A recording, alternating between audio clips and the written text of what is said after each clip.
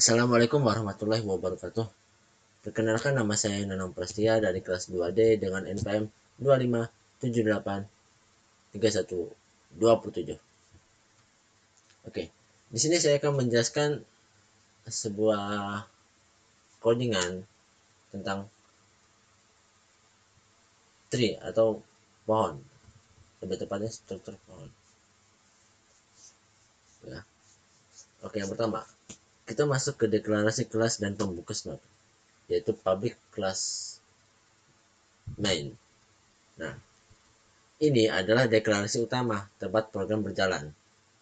Di Java, semua kode wajib dibungkus di dalam kelas. Nah, nama kelas ini alias main harus sama persis dengan nama filenya, nama file penyimpanannya, yaitu main Java. Nah, di dalam public class main itu ada static class node. Nah, di sini kita membuat kelas bernama node di dalam kelas main alias inner class. Nah, kata kunci static ditambahkan supaya struktur node ini bisa diakses langsung oleh fungsi-fungsi statis di bawahnya tanpa perlu repot membuat instansiasi objek main terlebih dahulu. Nah, ini adalah cetak biru atau kerangka dari memori yang akan menyimpan data. Oke. Di dalam static class node itu ada char label. Nah, char label itu adalah variabel bertipe karakter yang bertugas murni sebagai penyimpan isi data seperti huruf A, B, C, dan lain-lain. Lalu selanjutnya ada node left, right, parent. Nah, di C++ ini disebut pointer, tapi di Java ini disebut object reference. Nah, tiga variabel ini bertipe node dan berfungsi sebagai tali pengikat untuk menyambungkan node saat ini ke node anak kiri atau left, anak kanan atau right, dan node induknya yaitu parent. Oke.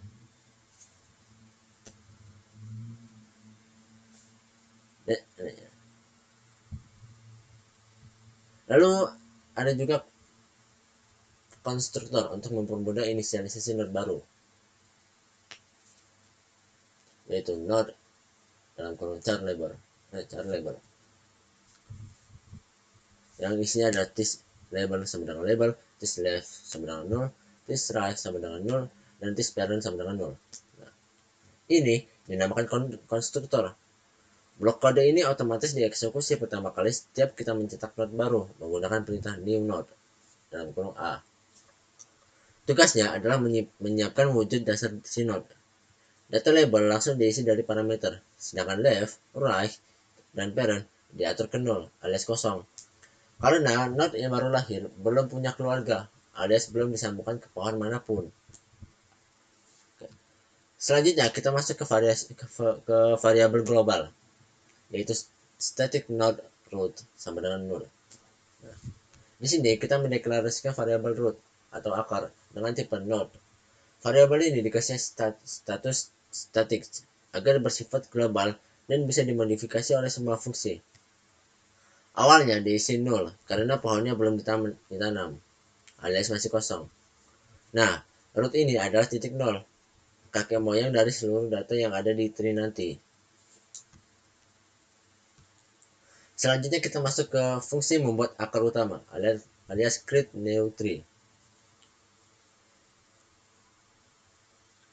Di sini ada public static void create new tree. Nah, ini adalah deklarasi metode statis yang tidak mengembalikan nilai alias void menerima satu huruf yaitu char label untuk dijadikan nama akar. Nah, di dalamnya kita menggunakan if dalam kurung root tidak sama dengan 0, yaitu proteksi pertama. Nah, kalau root sudah tidak kosong, artinya sudah ada akarnya. Program bakal ngeblokir eksekusi dan mencetak tree sudah dibuat.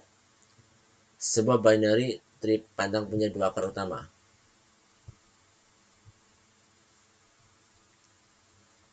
Oke.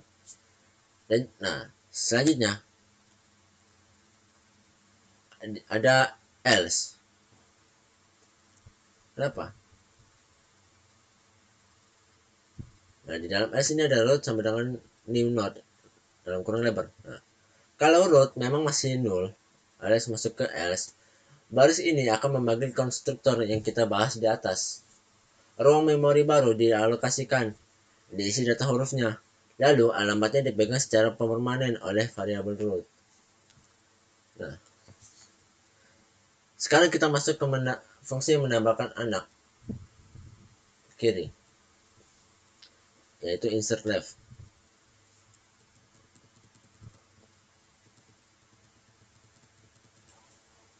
Nah, di sini ada public static node insert left dalam kurung char label node.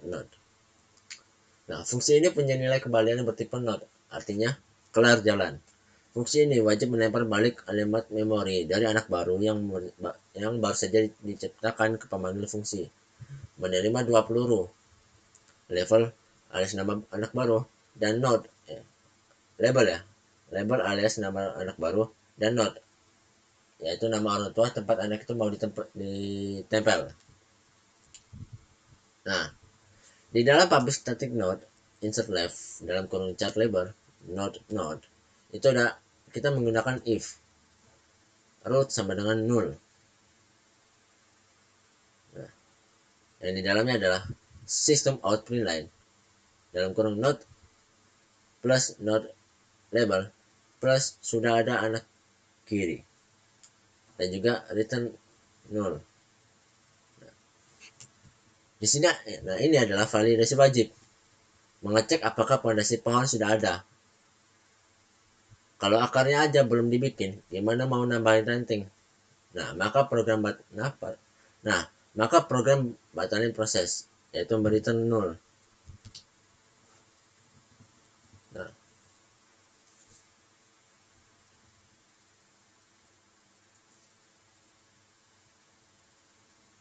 oh salah, ternyata di dalam if ini yaitu ada sistem out print line dalam kurung buat tree terlebih dahulu dan juga return null.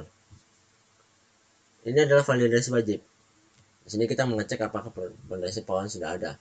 Kalau akarnya aja belum dibikin, gimana mau nambahin ranting? Maka program batalin proses return null. Nah, lalu ini ada else.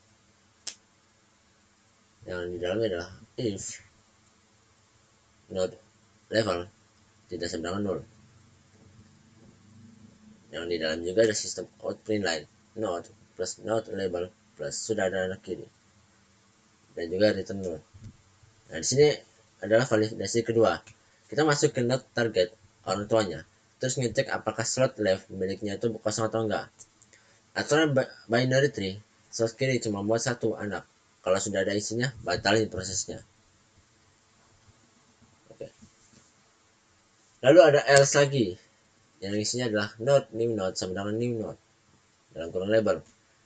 New node parent sama dengan node left sama dengan new node. Sistem out print line node plus label plus berhasil ditambahkan ke anak kiri plus new node parent label dan juga return new node. Nah, node new node sama dengan new node itu adalah karena lolos semua validasi, kita cetak node baru anak di memori.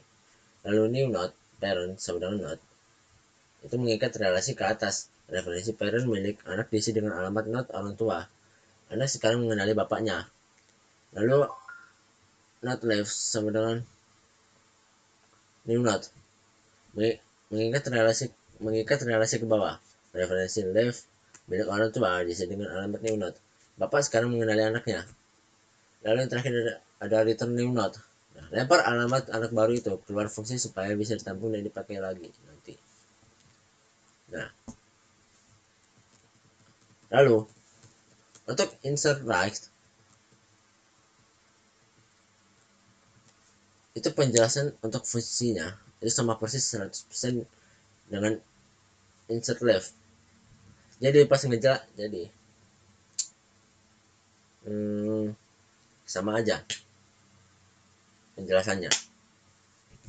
Oke, selanjutnya kita masuk ke penelusuran pohon alias traversal. Nah, Konsep penerus run alias traversal wajib pakai logika rekursif. Fungsi yang memanggil dirinya sendiri berulang-ulang sampai menyentuh dasar alias daun. Nah, di Java, karena nggak ada parameter default, kita akali pakai method overloading. Dua fungsi beda parameter, tapi namanya sama.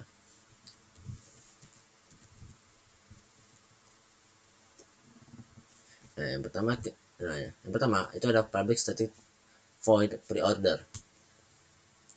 Nah, ini adalah metode pembungkus saat preorder dipanggil dari fungsi main tanpa mengirim apa-apa. Dia secara otomatis melempar root ke fungsi rekursif aslinya yang ada di bawah ini.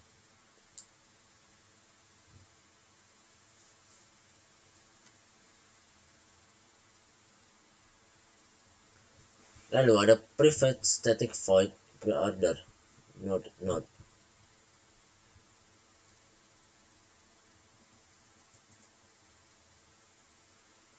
If root sama dengan 0 yang berisi sistem out print line buat tree lebih dahulu. Nah, dan juga ada else yang di sini adalah if node tidak sama dengan 0. Nah, ini adalah rem blongnya rekursif alias base case. Fungsi akan terus jalan membelah diri, tapi pas dia udah nyentuh daun paling ujung bawah, ya, dia akan otomatis berhenti dan mundur balik ke atas.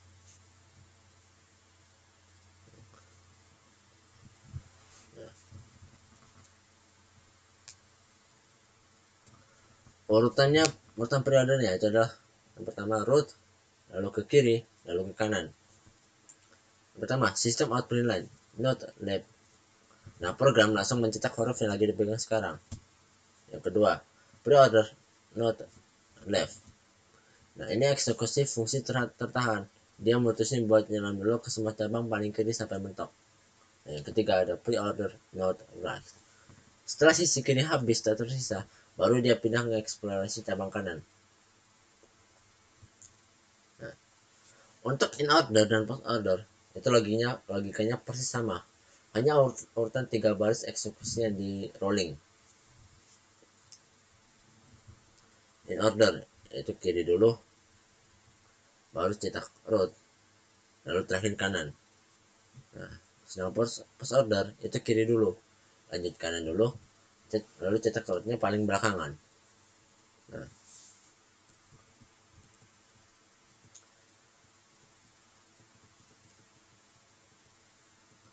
oke. Selanjutnya kita masuk ke main method atau ruang eksekusi. Nah, di sini ada public static void main string arts. Create new tree. Label create new tree dalam kurung A. Main adalah entry point, tempat program Java mulai membaca kode. Di baris ini kita nanam pohon pertama, menjadikan huruf A sebagai akarnya.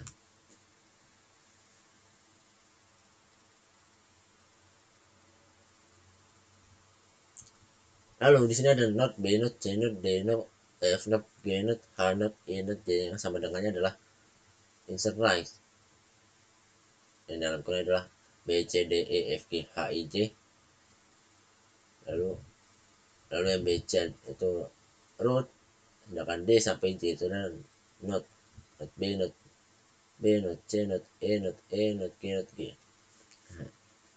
Di sini itu adalah menyiapkan wadah kosong multiple not untuk menampung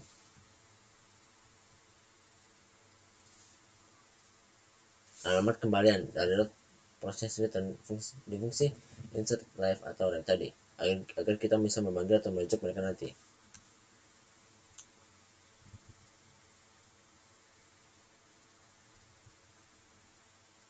Nah, di not B dan not C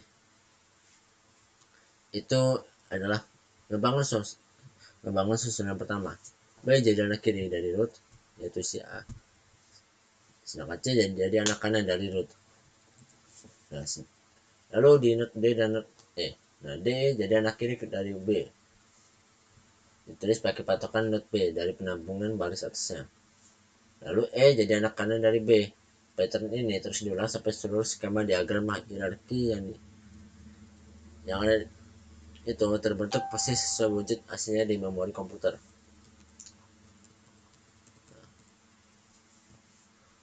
Selanjutnya kita masuk ke sistem out print line in pre-order. Titik 2. Lalu pre-order. Nah, kita tinggal memanggil fungsi transfer pembungkus untuk mencetak hasil ke terminal. Persis tanpa error. Untuk in order dan post order itu sama penjelasannya. Oke, baik. Segini sajalah penjelasan dari saya. Kurang lebihnya saya mohon maaf. Saya akhiri. Wassalamualaikum warahmatullahi wabarakatuh.